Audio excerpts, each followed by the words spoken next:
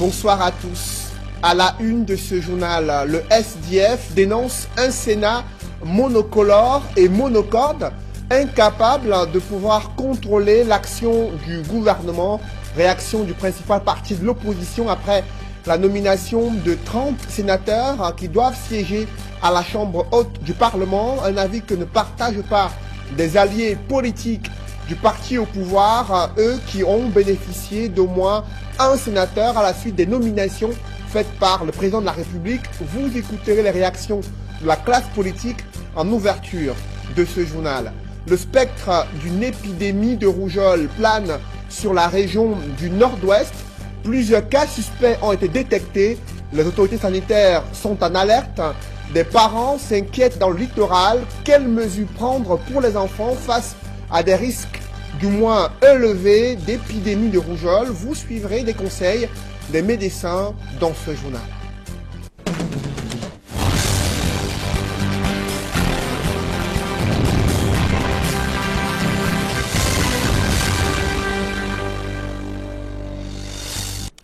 Merci de suivre cette édition complète de l'information sur Equinox Télévision. Après la nomination de 30 sénateurs, de vives réactions émergent de la classe politique, notamment le SDF, qui a tenu à préciser qu'il n'y a aucun de ces cadres qui figure parmi ces 30 sénateurs nommés par le président de la République, le principal parti de l'opposition, qui dénonce un Sénat monocolore et monocorde qui serait incapable de pouvoir contrôler l'action du gouvernement en raison d'une majorité écrasante de la part du parti au pouvoir. Par contre, les alliés du RDPC se réjouissent de voir l'un de leurs cadres bénéficier du décret présidentiel. Ils ont obtenu au moins un sénateur qui doit siéger à la prochaine mandature à la Chambre haute du Parlement. Des précisions avec Élisée Bogba et Guy Zogo. La nomination des 30 sénateurs restants par le président de la République fait écho dans les formations politiques concernées. À l'UNDP et à l'UPC, où la question de l'alliance avec le RDPC est loin de faire l'unanimité, il est respectivement fait état des prérogatives du chef de l'État et des suites de l'alliance avec le RDPC. Le chef de l'État a agi conformément aux lois de la République. Moi, je m'en tiens juste à ça. Le chef de l'État a compris notre démarche politique. Nous avons inscrit notre action dans le strict respect de l'alliance UPC-RDPC. Nous avons pris l'engagement d'appeler au vote des listes présentées par le RDPC. Pas de grâce cependant pour cette démarche aux yeux du SDF qui n'y voit qu'un pis-aller. Cette nomination confirme la stratégie du président Paul Biya. Il voulait avoir un 100%. On nous a accusé, notre président national de l'avoir rencontré pour des négociations, ce qui était tout à fait faux. Donc les Camerounais peuvent comprendre aujourd'hui que le SDF n'a rien à voir avec le RDPC ni avec des manigances. Le SDF dénonce par ailleurs la nomination des sénateurs âgés au rendement incertain. C'est surtout une nomination de vieillards qui ne peuvent même plus servir ce pays. Il est temps que les Camerounais comprennent qu'ils sont en train d'être dupés et que le changement est en route. L'UPC estime néanmoins que le sénateur promu dans ses rangs, Philippe Léké du Sud-Ouest, est un homme valeureux. L'accueil qui nous a été réservé par ce camarade lors de la célébration de cinquantenaire à Boya, avec des moyens modestes, il a pu accueillir une délégation de l'UPC que nous avions conduit par là, une délégation de presque 1000 personnes. Il a pu donner sa propre maison. Il faudra désormais scruter l'attitude des sénateurs au sein de la Chambre haute du Parlement. L'UNDP annonce que ces sénateurs se consacreront à la consolidation de la décentralisation. Au Sénat, nous allons là-bas pour faire avancer cette question de la décentralisation. Ça tombe bien, il y a maintenant un ministère de la décentralisation. Nous entendons apporter toutes nos contributions pour que ce ministère-là mette en place une très bonne décentralisation. Le SDF, lui, se voit surtout dans une posture de un contre tous. Les sénateurs qui ont été élus sont les sénateurs du Nord-Ouest. Ils vont défendre la région, ils vont défendre le peuple camerounais, comme ils peuvent. C'est sûr que nous n'aurons pas un groupe parlementaire avec cela, mais ils vont faire ce qu'ils peuvent faire. Et on va laisser le régime, parce que tous ceux qui ont été nommés, moi je peux vous dire que c'est des gens du RDPC. C'est 93 sénateurs du RDPC contre 7 du SDF. Voilà le Cameroun d'aujourd'hui. Le début de la mandature de la nouvelle cuvée du Sénat permettra d'en savoir davantage. Après avoir boycotté ces sénatoriales 2018, le mouvement pour la renaissance du Cameroun tient sa convention nationale avec pour enjeu le choix de son candidat pour la prochaine élection présidentielle. Cette convention nationale qui se déroule au Palais des Congrès de Yaoundé. Et sur les enjeux, je vous propose d'écouter Sostène Médard-Lipote, qui est secrétaire national chargé de la communication du MRC. C'est la seconde convention du MRC, le Mouvement pour la Renaissance du Cameroun, un parti qui a à peine 5 ans et demi. C'est une convention ordinaire, la seconde, et au cours de cette deuxième convention, il est question de revoir les textes et les statuts du parti. Il est question de renouveler le directoire national, donc du président national à tous les autres membres du directoire. Il est aussi question, surtout, de tabler sur notre socle idéologique, qui est le social-libéralisme, et notre projet de société, celui du MRC, qui est le social-libéralisme, et surtout aussi, parce que nous sommes en année électorale, d'étudier les programmes politiques en rapport avec les prochaines échéances électorales, la présidentielle qui sera convoquée en juin, juillet au plus tard, pour la convocation du corps électoral, les municipales, vous savez que les conseils municipaux actuels, leur mandat sera échu cette année, en fin d'année, notamment en fin septembre, et les députés. Et pourquoi pas les conseillers régionaux.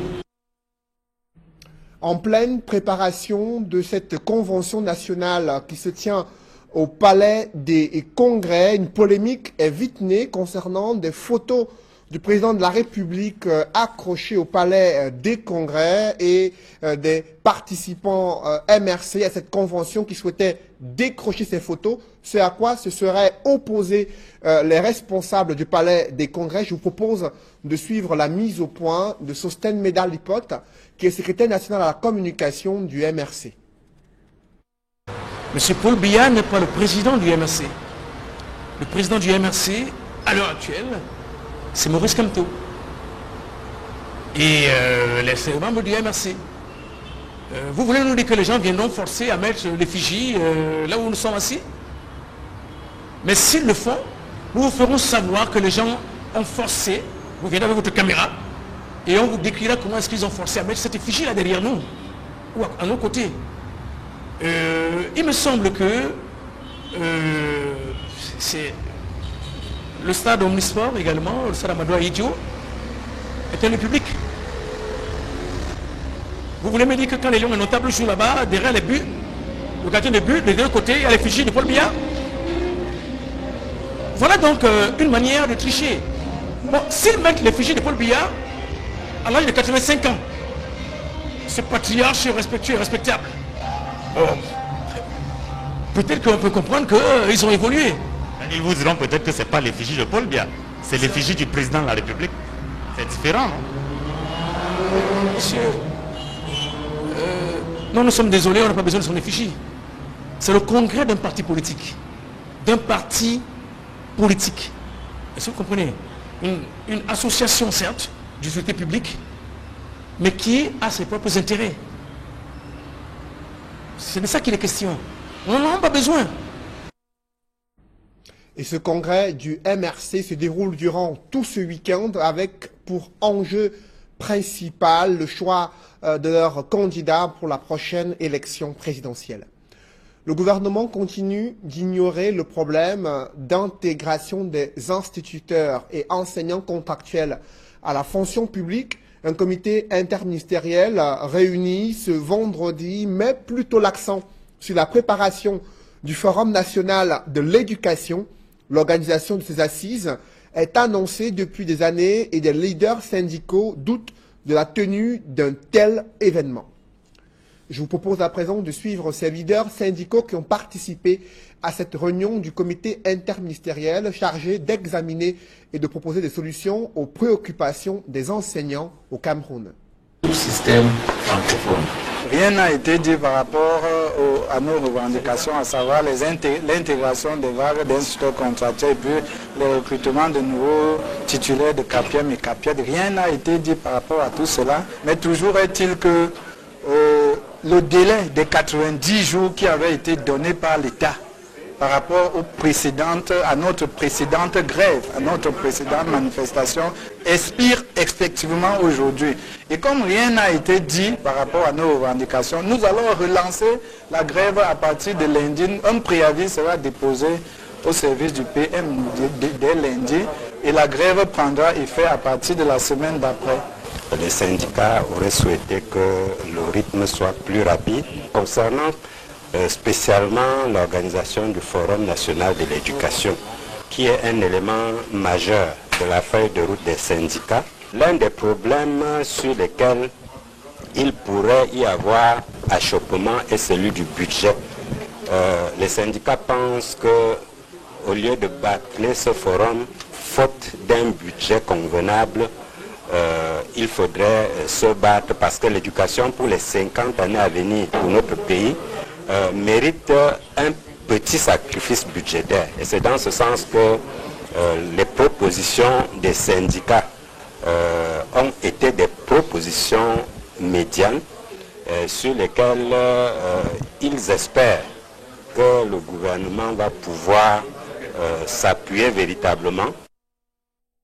Et vous l'avez suivi, malgré ces menaces de grève de la part des syndicats des enseignants, il reste optimiste. Le président du comité interministériel chargé d'examiner et de proposer des solutions aux préoccupations des enseignants, le professeur Jacques Famdongo, s'appuie sur la régularité des rencontres entre le gouvernement et les syndicats des enseignants pour apprécier le dialogue social en vue de résoudre les problèmes que rencontrent les enseignants au Cameroun. Je vous propose d'écouter le ministre de l'Enseignement supérieur, le professeur Jacques Famdongo, président de ce comité interministériel. Je vous parlais donc du professeur Jacques Famdongo, président du comité interministériel chargé d'examiner et de proposer des solutions aux préoccupations des enseignants. Nos sessions se veulent donc plus régulières, en même temps qu'elles s'inscrivent dans la double perspective de trouver des solutions immédiates et idoines à certaines préoccupations, ou alors de se projeter vers le Forum national de l'éducation. Cadre élargi de discussion au sein duquel certaines questions complexes pourront être examinées en profondeur. Aujourd'hui, l'option de consacrer l'actuelle session au point relatif à la préparation du Forum national de l'éducation vise à mettre à l'abri d'un éventuel sommeil dogmatique qui consisterait à s'arrêter maintenant, à marquer une halte dans l'attente de je ne sais quel autre signal sous le prétexte illusoire qu'on est déjà suffisamment avancé. Il s'agit donc de prendre la pleine mesure de la tâche qui nous incombe et les défis que nous sommes appelés à relever en vue de la tenue effective du forum projeté. Dans le reste de l'actualité, l'engagement citoyen et actif des jeunes est plombé au Cameroun par toutes sortes de violations des droits de l'homme et d'actes d'intimidation. Pourtant, défendre les intérêts de sa communauté, également s'engager dans la réalisation et l'engagement de la vie, participer au développement de la cité, sont l'expression d'une volonté citoyenne de construire la démocratie au Cameroun, ce que des jeunes peinent à avoir au Cameroun. Constat fait dans ce reportage signé Emmanuel Job et Marcelin Gansop. Dans un contexte marqué par des arrestations en cascade, parfois non justifiées, des interdictions de manifestations à tête chercheuse, des menaces et intimidations de toutes sortes, Difficile pour les jeunes de se frayer un chemin sur le terrain tortueux de l'engagement citoyen. Ceux qui ont essayé en gardent plutôt un mauvais souvenir. Nous vivons une pseudo-dictature. Si vous n'êtes pas de la pensée unique, vous subissez toutes des fougues.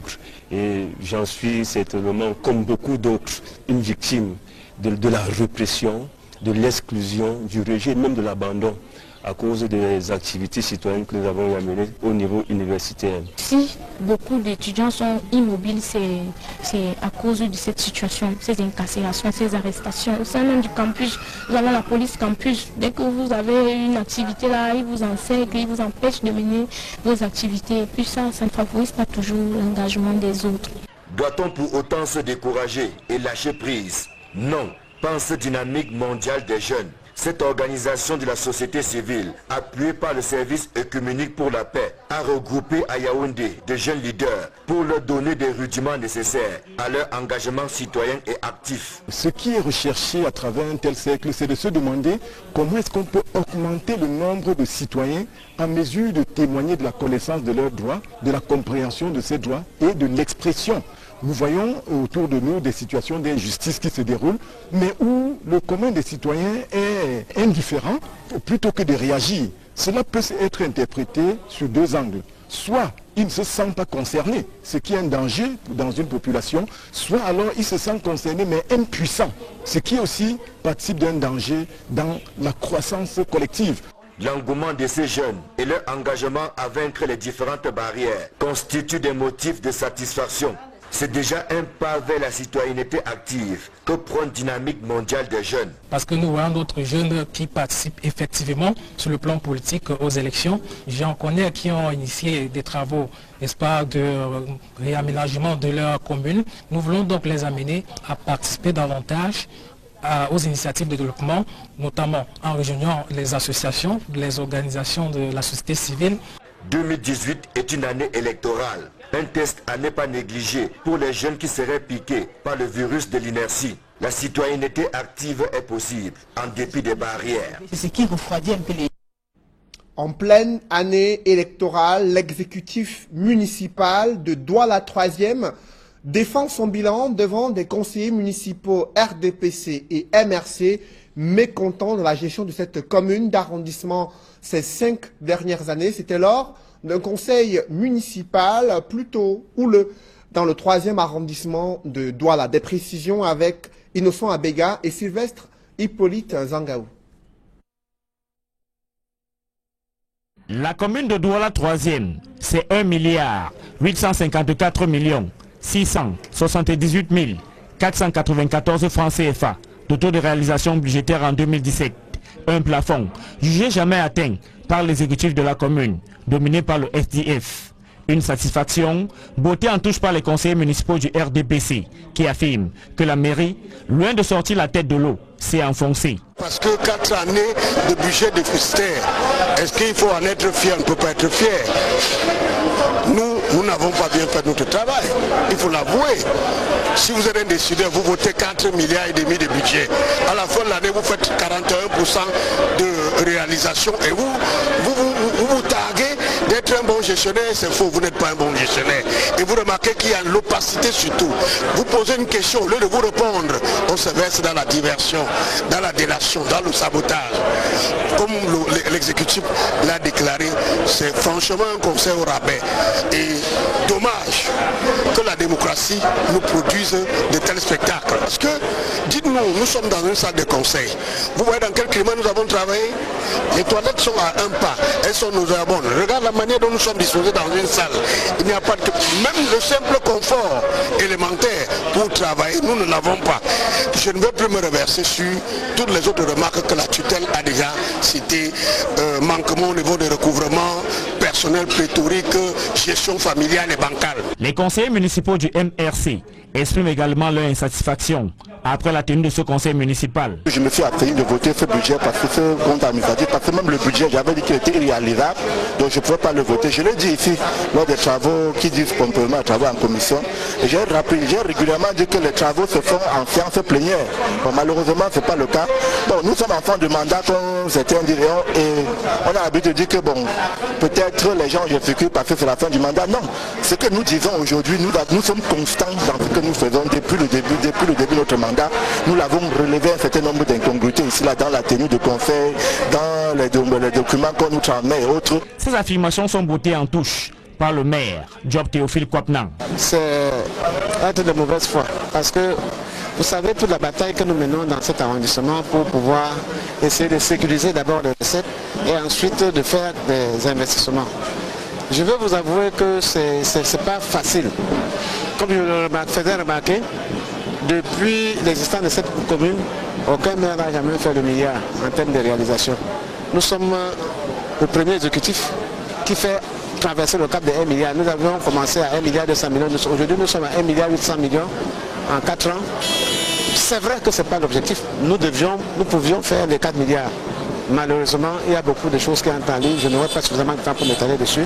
Mais comprenez, nous nous battons pour faire en sorte que déjà la distribution des fonds qui caractérise notre zone. Parce que le prophète a dit, la zone est grande, mais plus les gens sont dehors, ils cherchent à se remplir les poches que de faire vivre la mairie. Nous passons du temps à pouvoir d'abord éclairer ces collègues-là, pour qu'ils comprennent que l'avantage d'abord, c'est de faire en sorte que la mairie vive. Parce que tout pour eux, c'est d'abord se mettre l'argent dans les poches et pour 1-2 jours de manquement de salaire, ils sont les premiers à vouloir descendre dans la rue, alors que c'est eux qui empêchent la mairie d'atteindre les objectifs. Pour l'instant, les jours qui passent font en sorte que les mentalités changent petit à petit. Et je dis merci. Et nous allons nous atteler à mettre en œuvre toutes les recommandations du prophète. L'exécutif communal de Douala 3e s'appuie donc sur cette augmentation de 300 millions de francs CFA de réalisation par rapport à l'année 2016, alors que le préfet du Vouri estime que vu le caractère particulier de cette commune, qui est l'une des plus grandes du département, l'exécutif communal aurait pu faire mieux. Restons dans la capitale économique qui enregistre le triste record de l'effondrement des immeubles en plein centre-ville.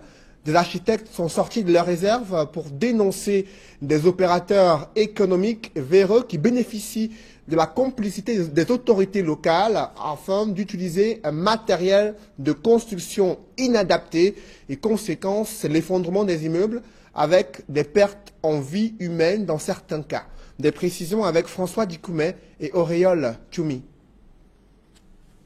La ville de Douala a payé le prix fort des constructions anarchiques en 2017. Même en ce début d'année, des édifices en chantier ont causé des pertes en vie humaine. Les architectes se prononcent. Ils pensent que c'est la faute à une société qui a appris à se passer de leurs services. Les lotissements se font de manière anarchique, les populations s'installent de manière anarchique. Ça veut dire qu'à la fin, on va se rendre compte que la ville suit la population. C'est-à-dire que ce n'est plus la population qui suit la ville. L'aménagement préalable qui devait être fait avant l'arrivée de la population n'est pas fait. Ce qui fait que le constat est triste dans toutes les villes camerounaises, c'est qu'on constate un désordre urbain. C'est par là que commence l'architecture, l'environnement. L'architecte n'est pas seulement pour le béton. La qualité des intrants de construction est aussi remise en cause. On ne peut pas bâtir une ville sans architecte, et c'est vrai. Mais nos villes sont bâties sans architecte. Par les charlatans. Je n'appelle pas les ingénieurs, je dis les charlatans. Les ingénieurs, c'est des professionnels. Nos villes sont bâties par n'importe qui. À Douala, les immeubles sortent de terre comme des champignons. Mais l'irrespect de la norme et des lois est monnaie courante. Le chemin du développement, c'est payer le prix. Le prix du développement, c'est respecter les textes. C'est respecter les textes et que chacun fasse son travail. Un aménagement colonial, comme Aqua par exemple, vous allez voir que ce quartier a un aménagement particulier. Le tracé urbain a sa particularité. Cependant, quand vous irez dans les autres quartiers, les nouveaux quartiers, vous allez vous rendre compte que le découpage se fait de manière anarchique. Le plan doit être fait par un architecte. Il faut qu'il y ait des études d'impact environnemental. Il faut que nous sachions que les études de résistance, de portance des bâtiments, surtout quand on commence à aller à plus de 2 étages, sont faites. Et qu'il y ait un ingénieur, un expert qui assure le suivi. En août 1990, le législateur a fixé des conditions pour exercer le métier d'architecture au Cameroun. La conjoncture et la tolérance administrative aidant, Douala paye le prix fort. Il faut qu'on entre dans l'ère des certificats de conformité. C'est-à-dire qu'à la fin de la construction, que l'ouvrage réalisé soit exactement ce qui a été présenté dans le dossier. C'est pour restaurer l'image des architectes au Cameroun et penser le nouveau visage de la capitale économique que des experts et architectes ont entrepris d'échanger pendant 2 jours ici à Douala. Le spectre d'une épidémie de rougeole plane sur la région du nord-ouest. Je vous le disais en titre, plusieurs cas suspects ont été détectés. Du coup, les parents sont en état d'alerte dans la région du littoral. Des médecins aussi. Ils recommandent aux parents de faire vacciner leurs enfants pour les protéger d'éventuels risques de contamination de la rougeole. Des précisions avec Flavien Valondongo.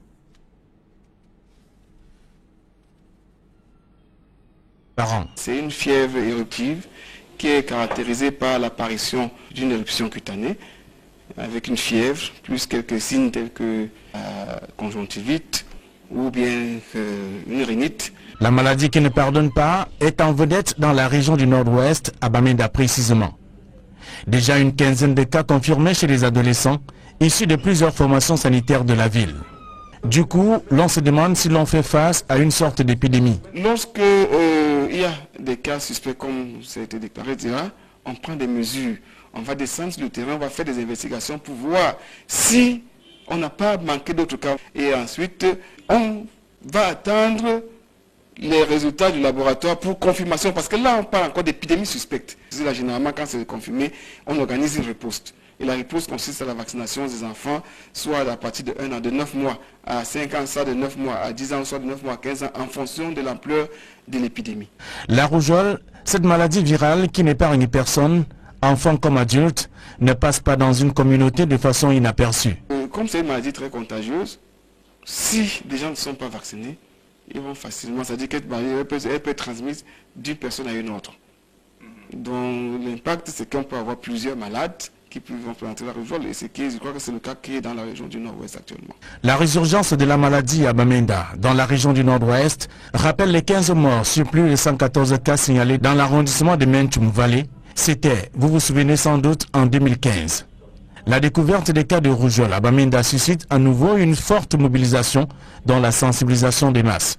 Dans la région du littoral par exemple, le combat contre la rougeole reste permanent malgré les cas suspects signalés. On commence à vous dire que voilà, il faut commencer à prendre des mesures. Il faut surveiller davantage. Parce que plusieurs cas peuvent échapper à la vigilance. Donc on va renforcer la surveillance pour voir s'il y a d'autres cas. La rougeole est donc une maladie contagieuse. Les médecins ajoutent qu'elle fait partie des causes importantes des décès chez les enfants, surtout non vaccinés. Au regard de la recrudescence des actes de piraterie maritime et de pêche illicite dans le golfe de Guinée, un bâtiment militaire espagnol a accosté au port autonome de Douala. L'objectif est de partager l'expérience de la marine espagnole avec la marine camerounaise afin d'améliorer la capacité du Cameroun à surveiller ses côtes maritimes. Des précisions avec Xavier Foucault. L'Infanta Elena, 5e patrouilleur de la marine du Royaume d'Espagne, a accosté au port de Douala. Dans le cadre de la coopération militaire, les Espagnols viennent partager leur expérience de la surveillance maritime. À bord de ce navire, un équipage complet en visite de 5 jours avec un programme défini. Notre mission principale ici est de collaborer pour faire la mer un lieu beaucoup plus sûr. C'est le travail qu'on va faire ici avec la marine de Cameroun et à la mer aussi. La principale action ou opération qu'on est en train de réaliser, surtout des opérations d'interdiction maritime, de collaboration en sécurité, plongée, et différents travaux relationnés avec la marine. Des questions sécuritaires, d'ailleurs d'actualité au Cameroun. Le choix de ce programme, axé sur la sécurité, ne s'est pas fait au hasard. Sur le Cameroun, ce que je peux dire, c'est que j'étais surpris par le dynamisme et la force de la jeunesse camerounaise. Vous êtes un pays qui a des richesses incroyable. Je suis convaincu que par la position que vous avez stratégique dans le Golfe, le Cameroun c'est un pays qui va vraiment atteindre les objectifs qui ont été déterminés par le président Biya en 2030 et ce sera un des pays d'avant-garde de l'Afrique et du monde. Seulement il faut qu'on puisse contrôler cette violence qui s'est détachée dans le nord et dans d'autres régions. Et si ça se passe, je suis sûr que ça va se passer, le Cameroun c'est un pays qui va être à l'avant-garde de l'Afrique. Et pas seulement l'Afrique centrale. La dernière visite d'un navire espagnol de ce type date de février 2014 et après le Cameroun, l'Infanta Elena naviguera jusqu'à Port-Gentil au Gabon, Luanda en Angola, avant de revenir au Cameroun en octobre prochain. Parlons à présent d'une association, Bessena Moulema, qui fête ses 20 ans d'existence. À cette occasion, elle a initié une série d'activités caritatives destinées à redonner du sourire aux personnes démunies et à réhabiliter des hôpitaux et des écoles. Reportage Keddiara. C'est le sourire aux lèvres que les élites, la population et les enfants de Bomono ont accueilli le 23 mars dernier sur leur terre les femmes de l'association Bessena Moulema, venues remettre officiellement la série de travaux qu'elles ont entrepris de faire depuis des semaines à l'avance à l'école publique de Bomono-Gare. Parmi ceux-ci, on peut citer la réfection de certaines salles de classe, le don en matériel didactique et de formation pour la maternelle, mais surtout ce cadeau en grandeur nature, un point d'adduction en eau potable. C'est un très grand geste, un élan de cœur et de solidarité envers les tout-petits qui constituent fortement l'avenir du Cameroun de demain. Je pense que c'est un exemple à copier. Que ce geste soit inspirateur aux autres membres de la communauté, aux entreprises citoyennes de la place, aux grandes élites, pour qu'elles suivent ce geste afin que, n'est-ce pas, elles puissent rendre nos écoles, nos collèges, nos écoles maternelles plus vivables pour les enfants qui constituent, n'est-ce pas, le futur des générations du Cameroun. Au cours de cette escapade sociale, les femmes de Bessena Moulema se sont transformées en l'espace d'une journée en mesdames salubrité, chargées de nettoyer l'enceinte de l'établissement scolaire, de quoi laisser les enfants, mais surtout l'administration de l'école, sans voix. Merci à l'association Bessena Moulema pour cet élan de cœur. Donc Dieu bénisse cette association, qu'elle puisse continuer ses œuvres dans d'autres structures scolaires. En plus de Bomono, elles se sont également rendues à l'hôpital Émilie Sacker, à Douala, pour continuer leurs œuvres qu'elles rangent dans le programme de célébration de leurs 20 années d'existence. L'action d'aujourd'hui, c'est-à-dire la réhabilitation des chambres de l'hôpital d'Émilie Sacker, se situe dans la continuité de l'action, des actions antécédentes et qui marque la célébration des 20 ans de l'association Bessena Moulema. Tout comme à l'école publique de Bomono, leurs actions à Émilie Sacker susciteront de la joie et du bonheur. Vraiment, ma joie est immense parce que ce que l'association Bessena Moulema a fait aujourd'hui est inoubliable. Nous disons à Bessena Moulema que l'œuvre qu'elles ont commencée est grande. C'est une association de femmes chrétiennes qui œuvre pour le bien-être des femmes. Et elles ont choisi cette fois-ci le centre de pédiatrie Émilie Sacker où beaucoup de femmes accouchent. Bessena Moulema est une association chrétienne créée en 1998 par 14 jeunes femmes ambitieuses, désireuses de contribuer à l'édification des petites paroisses et à redonner du sourire aux nécessiteux. Basée sur l'entraide, la solidarité entre ses membres et partout où besoin se fait, elle a à son actif de nombreuses réalisations, à l'instar desquelles la remise des dons dans de nombreuses églises sur l'étendue du territoire, la remise des paquets minimums à des établissements scolaires, l'organisation des arbres de Noël pour les tout-petits, la visite de la léproserie de la Dibomba, pour ne citer que cela. Pour l'église, c'est un grand geste, surtout ces mois du début d'année. Ces femmes viennent faire comme un déclic dans le projet de réhabilitation, de rénovation. C'est une grande joie pour l'église et pour les bénéficiaires que sont nos malades. Avec sa 20e bougie, l'association prend l'engagement ferme de continuer à se déployer pour les nécessiteux, toujours, comme son nom le rappelle, avec un seul cœur. Mesdames, messieurs, c'est la fin de ce journal. Juste après cette édition du 20h, des programmes à ne pas manquer. D'abord, Easter Cup Inside. Vous suivez ces épisodes depuis quelques jours sur l'antenne d'Equinox Télévision. C'est un championnat organisé à l'école de football de la Société anonyme des brasseries du Cameroun. Ce soir, vous découvriez comment se sont déroulées les demi-finales. Et juste après l'émission Tendance économique qui évoque la filière de l'huile de palme au Cameroun. Et enfin, l'émission Horizon Sport qui interviendra autour de 21h15. Émission présentée par Eric Martial Ndiomo. Je vous souhaite une bonne soirée sur Equinox Télévision.